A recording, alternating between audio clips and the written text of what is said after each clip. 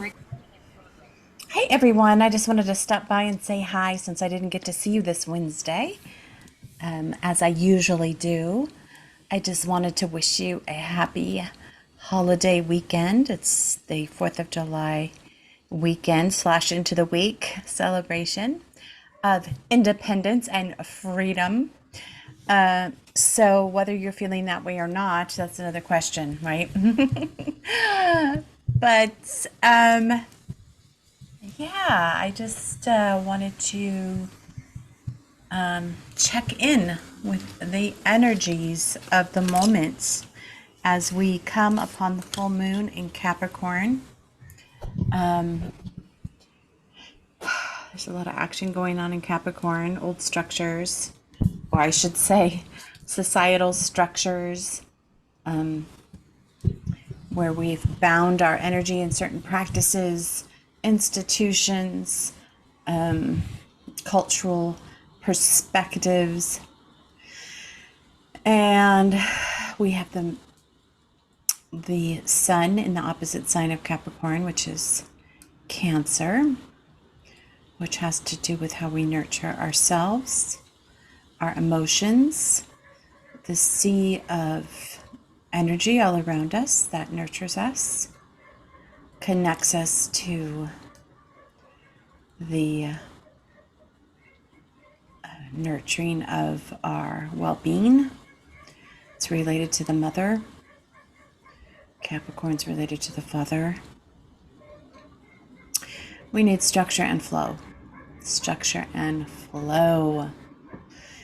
Anyhow, it's no secret that the energy has been intense for some time.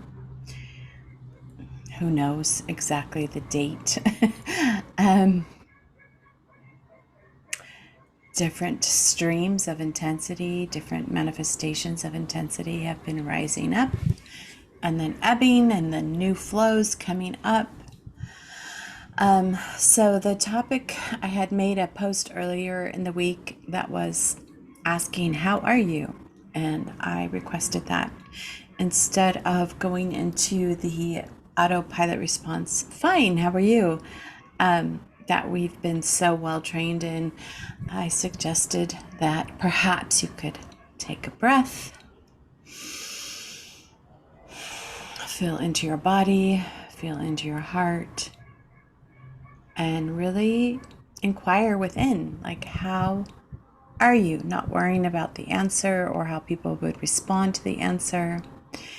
And I put in the post how I was feeling, that I was feeling a little sad and I was feeling frustrated and annoyed and kind of pissed off, actually. And I said, it's going to be interesting to see how people respond to this post. Some people will attempt to comfort or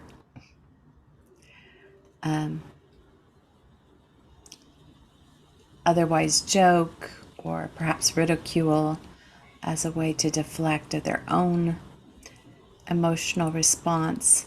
But part of this is my own personal, not just my personal tendency.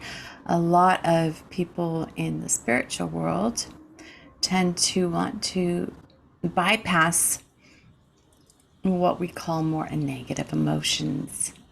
But they're all good, right? They're all part of our process. It's what gives contrast to our lives. And every emotion has its place, its purpose, and its beauty. And so just noticing those things that we want to push away before we even get to feel them. And that's part of the disconnect that so many people are experiencing internally, is pushing away these so-called negative emotions, not wanting to feel them. But just because we don't want to feel them doesn't mean they go away. They just get repressed into our unconscious and then cause dis-ease in our whole energetic system. So there is value to stopping and having the loving, compassionate courage to stand with yourself, to witness what you're experiencing without trying to push it away without letting others try to talk you out of it, without, trying to minimize it or bypass it, like, well, that's not spiritual, so I shouldn't feel that. It's all human. And we have this vast palette of experience, which we get to embody it. We get to feel it, knowing that emotion is just information regarding our environment, our experience in our environment, our sense of safety, our sense of being held. And all of those times, right, we weren't allowed, or we didn't permit ourselves to feel certain emotions because we didn't want to upset others, or we let ourselves be distracted because it's not pleasant. Let's just be honest, it's not pleasant to feel the dis-ease of observing perhaps somebody else's dysfunction. It's scary. It's destabilizing at times. And so, many people have years of unprocessed junk in their trunk, for lack of a better word. And it's so easy to put it off until later. And I just want to say that it takes a lot of courage, my friend, a lot of love, a lot of allowing to let yourself experience whatever's showing up without trying to talk yourself out of it, without trying to spiritually bypass it. Regardless of other people's reactions or discomfort, because at the end of the day, it's not about them, right? It's about you and living fully into the entirety of your experience, into the full kaleidoscope of, what's true for you. And then being able to feel and process those emotions through your body, through your consciousness, through your awareness, without getting stuck in them. And, as a sensitive, as an emotional empath, for years, not being offered, not having access to the tools, to the handbook, the empath handbook of body, mind, and soul, and learning how to navigate these experiences in a way that were healthy, integrating, and then, the years of my own self-training, exploration of transforming all aspects of my life, and the scope of what I've traveled through and what I've been through, that many people, let's be honest, don't understand, because they haven't gone underneath the surface yet. They haven't been willing. There's a lot of fear there, and there's pain, and there's uncertainty, and our culture largely lives on the surface, consuming experiences, trying to get that thing that they're looking for, which is themselves. And so this is as I've said repeatedly in recent months, this is a huge choice point for humanity. And this isn't necessarily about making people feel good.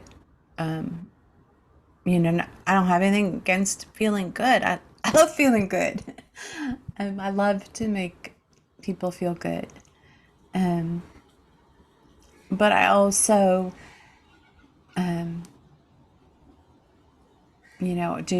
not interested in supporting people and spiritually bypassing the authenticity of their felt, real, lived experience, because that is the truth of who they are.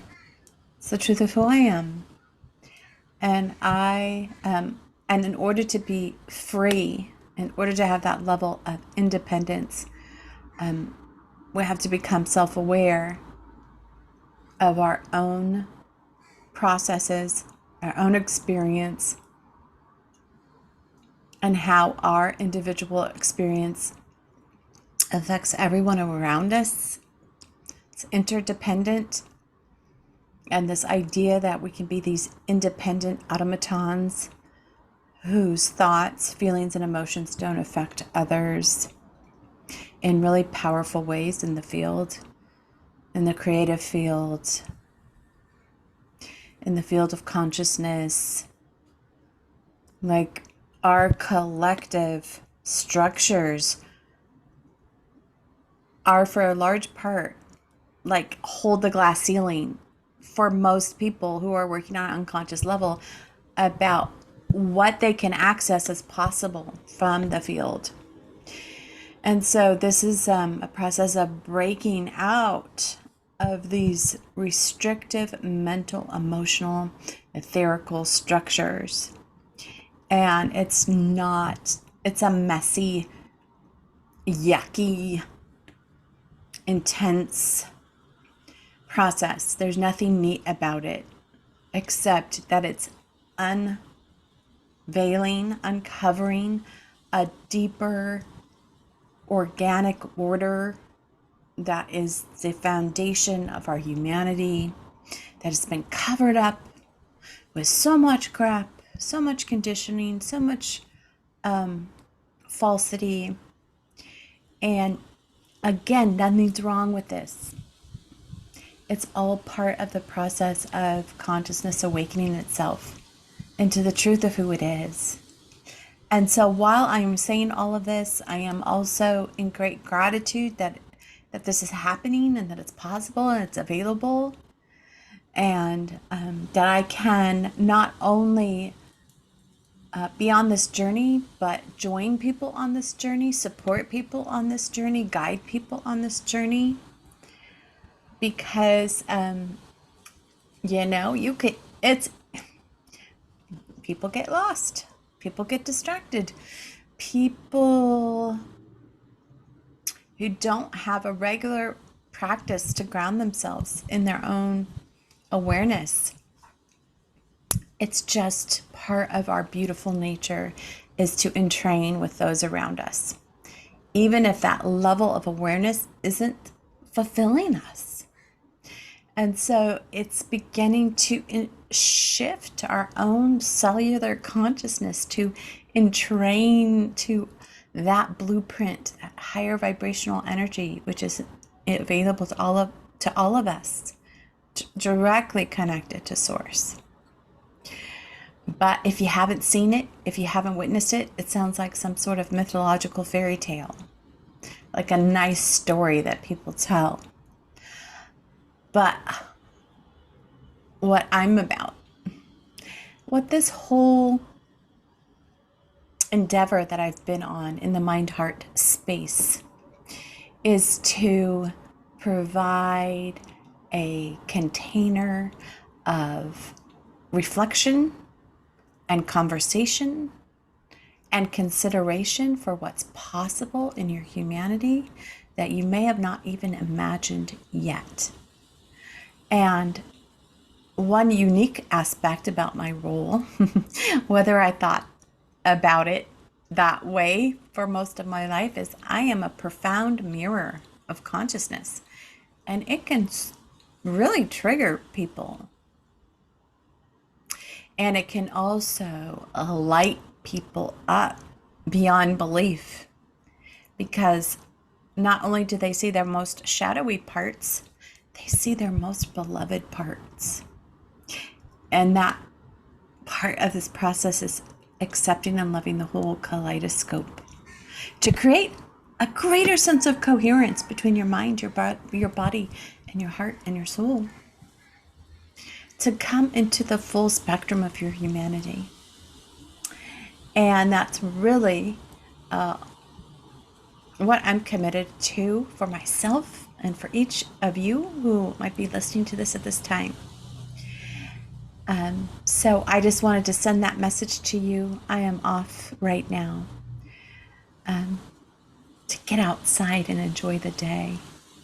So I hope you're able to do that as well. Sending you big love, big hugs, in the celebration of your personal freedom that isn't actually personal, it's interdependent between us and within us all. And the more open, curious, and willing we are to investigate our own levels of freedom, the more it becomes available for those around us, which is the greatest gift that we could ever give anybody. So that is my wish for you. And I am sending you big hugs until I see you next week on Wednesday for my weekly aha moments at 6 p.m. PST, Pacific Standard Time. I hope you have a great holiday, and remember, please, what a valuable treasure you are, and bye for now.